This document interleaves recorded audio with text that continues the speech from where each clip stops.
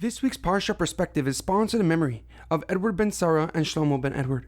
May their souls be uplifted and their memories a blessing. This week's Parsha Perspective is also dedicated in honor of the Cohen family. May Hashem bless them with much health, success, and happiness. This Shabbos is known as Shabbos Nachamu, the Shabbos of comforting. This name is for this week's Haftorah, which is the first of 7, where God comforts us for our pain and suffering. Yeshayahu reassures us that Hashem has not forgotten us, as he says in the beginning of this week's Haftorah, Nachamu, Nachamu, Ami, Yomer Elekechem. Comfort, O comfort my people, says your God. May we experience this comfort, reassurance, and the ultimate redemption speedily in our days. This week's Torah portion is Parshas Veschanan. Our Parsha begins with Moshe continuing his final address to the Jewish nation. He recounts how he begged Hashem to let him enter the land of Israel, but how Hashem refused his request. Instead, he was instructed to climb a mountain where he would see the land from afar. Moshe implores the Jewish people to cherish the Torah and value its wisdom. He reminds them that they are God's chosen people and the only nation that he revealed himself to. Moshe then repeats the 10 Commandments, the Aseret HaDibros, to emphasize that Hashem's covenant with us at Har Sinai is applicable for all of time. However, a question comes to mind. At the beginning of the third Aliyah, Moshe sets aside 3 towns by the Yarden River as Orei Miklat, cities of refuge. As the Pasuk writes, Oz Yavdil Moshe Shalish Arim Be'ever HaYarden Mizracha HaShemesh. Then Moshe separated 3 cities on the side of the Yarden River facing the sunrise. Lanu Shama Retzeach, Asher Yirtzach Esra'eu, Beveli Das, V'hu Lo Yisene Loi Met Mel Shel Shaim, V'nasal Achas Men HaArim Ha'ela V'chai. For a person who has unintentionally killed someone that he did not hate, he can escape to one of these cities and be left alone to live. But why did the Torah write in present tense that Moshe set aside these cities of refuge when he already did so a few weeks ago in Parshas Maseh? Furthermore, right before mentioning that Moshe set up these cities of refuge, the Pasuk continues Moshe's speech.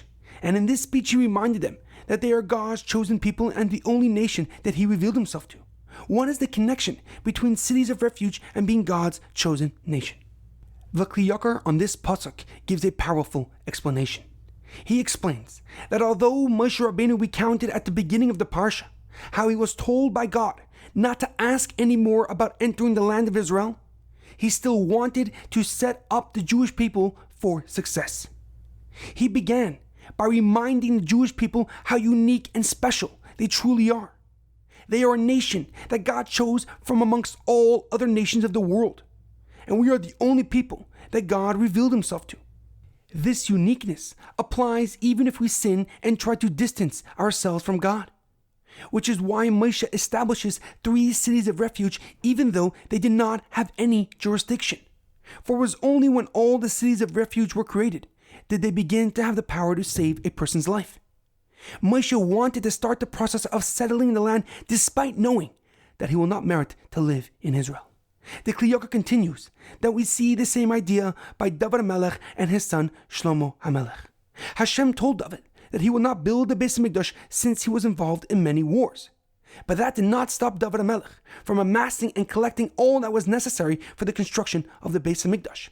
David HaMelech recognized that although it was his dream to build the Beis HaMikdash, it would be his son Shlomo who would fulfill that vision. But the Beis HaMikdash would always be his legacy. There is a famous story of a man who was once traveling to a far city. And during his journey, he witnessed an interesting sight. He saw an elderly person planting a tree. He stopped his caravan and asked the elderly gentleman, "What are you planting?" The man replied, "I am planting a date tree." The traveler was amazed, as it was common knowledge that it takes a date tree up to 70 years to produce fruit. The traveler asked if he really expected to live long enough to consume the fruits of his labor. The elderly gentleman replied, "I was born into a world flourishing with ready pleasures because my parents and grandparents had the foresight to plant for the next generation, and now I plant for my descendants." In our daily life, it is imperative that we recognize that many of the actions that we do each day is the foundation for long-term success. Whether our goal is to be financially stable or to create a family, it requires a long-term vision with short-term drive. For it is how we conduct ourselves each and every day that will determine the results in the future. There is an amazing quote that I once heard. Do not judge each day by the harvest you reap, but by the seeds that you plant. Have a great weekend and good Shabbos.